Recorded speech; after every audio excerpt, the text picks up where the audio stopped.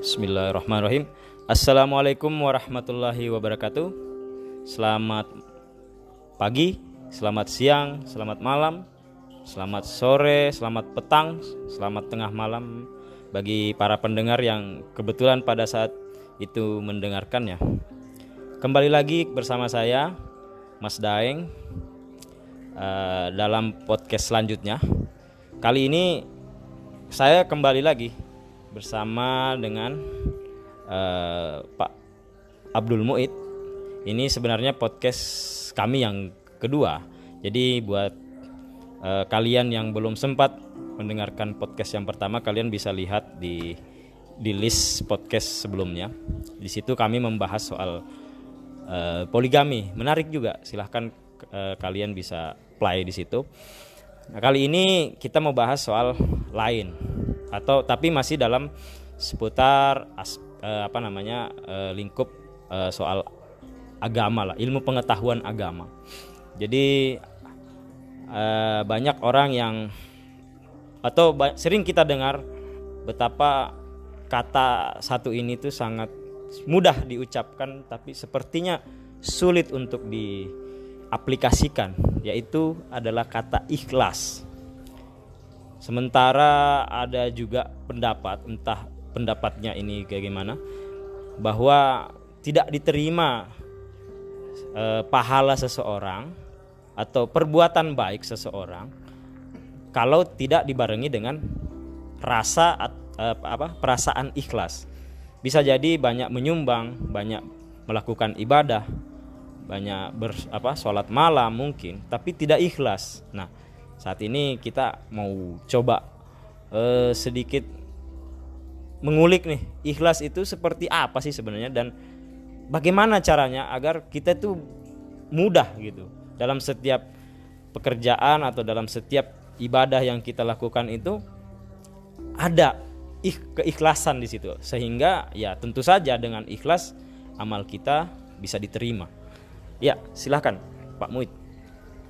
Ya, kita memulai dari makna ikhlas dulu ya. Jadi ikhlas itu kan bahasa Arab ya, cuma sudah menjadi bahasa Indonesia ikhlas. Ya. Ikhlas itu arti dasarnya yang murni.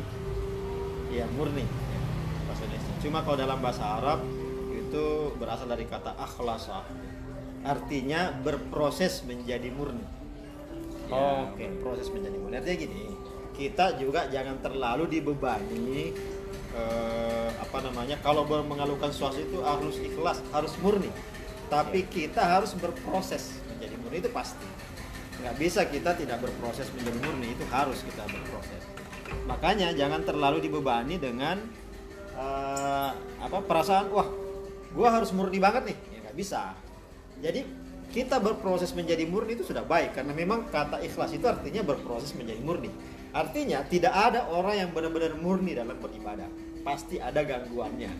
Jadi katakanlah gini, kalau murni itu 100%, maka kalau kita sudah ikhlas 90% itu udah bagus banget gitu.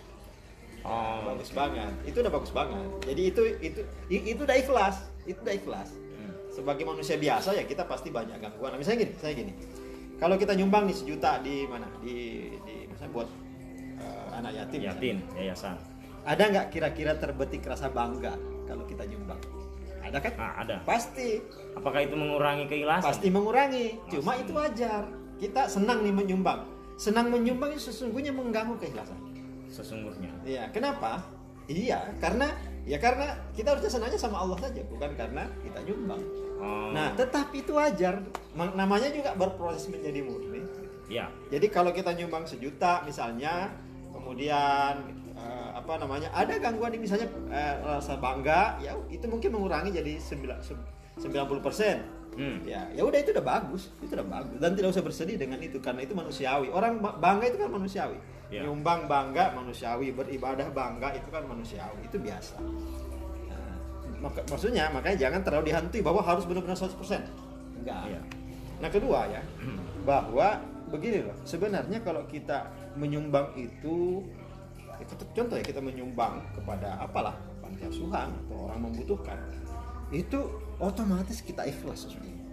Otomatis. Kenapa kita otomatis ikhlas? Begini, Yang penting kita harus menyadari pertama bahwa uang yang kita kasih atau harta benda yang kita sumbangkan kira-kira milik kita atau bukan? Itu kan dari Allah. Oh, dari Allah. Iya. Kita hanya menyalurkan. Kita menyalurkan sungguhnya. Kan ringan sungguhnya, Iya, kan? Ringan. Yang masalah itu kalau kita bilang, oh ini punya saya banget nih. Oke. Nah, Baik. jadi ikhlas itu bukan dalam perbuatan ketika orang nyumbang, tetapi kesadaran bahwa loh saya ini juga dari Allah. Saya bantu misalnya kita gotong royong nih membersihkan lingkungan, Iya. kan menyumbang tenaga. Iya. Nah, tenaga dari siapa coba? Oh, dari Allah tenaga kita. Oke. Jadi- Jadi itu poinnya sebenarnya. Poinnya itu Poin ikhlas itu utama. di situ. Jadi kalau sudah gitu, masa kita masih mau bangga-bangga kan? Enggak. Iya. Walaupun ada bangga dikit nggak masalah, itu Iya. aja. Setidaknya bangga artinya bahwa saya akhirnya mampu bisa juga ya menyumbang gitu Iya, ya. bisa juga menyumbang, bisa juga menyalurkan ke harta ini semestinya kemana dan saya Iya. bisa melakukannya. Gitu. Tapi ada persoalan gini. Ada yang beberapa atau tempo hari teman ngomong gitu bahwa sebenarnya ikhlas dalam kondisi sulit itu gampang katanya. Karena ya mungkin sudah terbiasa. Sudah terbiasa, tapi Contohnya gimana? ya misalnya gini, saya harus ikhlas, saya harus bersabar, apalagi dalam kondisi seperti ini. Sabar, menerima cobaan. Sabar dan Ah. harus ikhlas ya kan, meskipun ada ngedumel, tapi ya mungkin karena sudah seiring berjalannya waktu sudah lama gitu kan, akhirnya ya timbullah rasa sabar dan akhirnya mungkin sampai pada level ikhlas.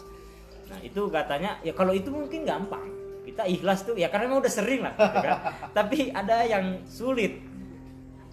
Bagaimana caranya sabar dan ikhlas dalam keadaan tidak sulit? Contoh misalnya ya gitu kan, dikasih kan kalau sering kita dengar tuh bahwa cobaan itu tidak hanya dalam kesulitan. Ya. Kadang cobaan itu datang di saat kita lagi lagi senang. Artinya kita bisa lengah gitu, lengah bahwa kita diberikan kekayaan gitu kan, kita bisa saja jadi lengah gitu ya, itu bisa jadi cobaan. Kebanyakan ya orang itu sulit sabar atau sampai pada level ikhlas itu dalam keadaan lagi senang, lagi ada atau lagi banyak lah istilahnya gitu. Nah kira-kira gimana? Begini, kalau sebenarnya perbandingannya kalau begitu sama tadi. Kalau tadi ketika nyumbang, ya kita mengatakan memang mindset kita sudah mengatakan ini bukan punya saya, memang dari Allah. Itu punya saya tapi dari Allah. Oke, makanya saya berikan. Jadi Artinya dalam kondisi apapun ya. nah, demikian pula kalau lagi susah, ya susah juga, susahnya kan dari siapa? Ya dari Allah juga. Oh, Nah, dari Allah juga, bukan dari siapa-siapa. Susah itu. Jadi kalau kita mampu menyamakan itu mindset tadi, ya bahwa ini dari Allah, maka sungguhnya kita lebih mudah menerimanya. Justru saya sebenarnya kalau pribadi ya beda-beda orang ya. Kalau saya itu lebih susah menerima ikhlas itu kalau lagi susah. iya. Ya susah gitu. Karena mungkin terbiasa Senang. senang kan. Ya bisa. Tapi terbiasa senang itu kan persepsi juga. Jangan kondisi saya kayak gini bagi orang susah, tapi bagi saya senang-senang aja. Ya. Saja. Tapi ya beda-beda orangnya. Tapi kalau seandainya kita mau menjadi orang yang lebih baik, tentu saja itu sama saja. Kita harus menyamakan karena semua dari Allah. Ya lebih mudah mana atau tidak, ya itu tergantung mindset tadi. Kalau kita tahu bahwa kesenangan dari Allah, ya maka kita Harusnya kesulitan pun ya usah datangnya karena dari tidak ada yang tidak dari Allah, itu nggak Ya. ada, semua dari Allah SWT. dengan sendirinya nanti rasa ikhlas itu tumbuh Tumbuh. Jadi ikhlas itu harusnya sesuatu yang terjadi sehari-hari. sehari-hari. Misalnya anak nih mau sekolah misalnya, terus bayar 10 juta misalnya. Ya. Kita menjadi tidak ikhlas atau gendubel kalau kita bilang mahal banget ya. Ini uang saya, harusnya saya belikan untuk ini, tapi saya beli untuk itu. Tapi kalau bilang ini rezekinya anak saya. Oh iya iya. Allah memang nitip uang 1 juta ini buat dia untuk sekolah. Apa buktinya? Ya buktinya uang itu ada gitu. Iya. Uang itu ada untuk dia, berarti itu buat dia. Terus di mana beratnya sungguhnya? Kan tidak ada. Iya iya iya. Memang peruntukan untuk dia, udah rezekinya si anak itu. Ya, sama sebaliknya ketika dia mau sekolah di sebuah tempat yang membutuhkan biaya misalnya 20 juta tapi tidak ada, maka tidak perlu mendubel. Ya rezeki dia bukan yang di sekolah kayak gitu. Rezekinya yang di 10 juta aja atau di bawahnya. Atau mungkin yang yang lebih murah lagi. Itulah di situ. Jadi tidak perlu ada yang dikeluhkan dari itu, karena ya semuanya dari Allah. Karena banyak anak-anak malah tidak bisa sekolah. Itu kan lain lagi Iya. ceritanya. Ya, Ada yang kalau kita melihat ke bawah ya. oh ya, kita melihat misalnya orang mau nyebrang hanya untuk sekolah saja harus nyebrang sungai yang pertaruhannya nyawa kan ada sering kita lihat. Ya mungkin memang kita jarang ya melihat kondisi selain dari kondisi yang terjadi pada diri kita. Iya, kita hanya melihatnya. Kita jarang bercermin lah. Iya. Baik, itulah tadi penjelasan dari Pak Abdul Muid terkait soal bagaimana cara ikhlas. Kalau boleh saya sedikit simpulkan atau saya ingin ambil poinnya bahwa untuk menjadi ikhlas tentu saja kita harus menganggap segala sesuatu itu, baik itu kita dalam keadaan senang, keadaan susah, itu datangnya dari Allah. Dan tentu saja yang namanya rezeki itu datangnya dari Allah. Kita sebagai manusia hanyalah sebagai tempat menyalurkan rezeki dari Allah kepada sesama manusia. Dengan begitu sesungguhnya ikhlas itu akan muncul dengan sendirinya. Demikian diskusi singkat kami. Mudah-mudahan para pendengar ada manfaatnya buat kita semua. Kembali lagi saya Mas Daeng kembali mengingatkan kepada para pendengar untuk selalu taat pada protokol kesehatan. Mudah-mudahan kita semua segera diberikan kemudahan dalam kondisi seperti ini. Indonesia segera bangkit.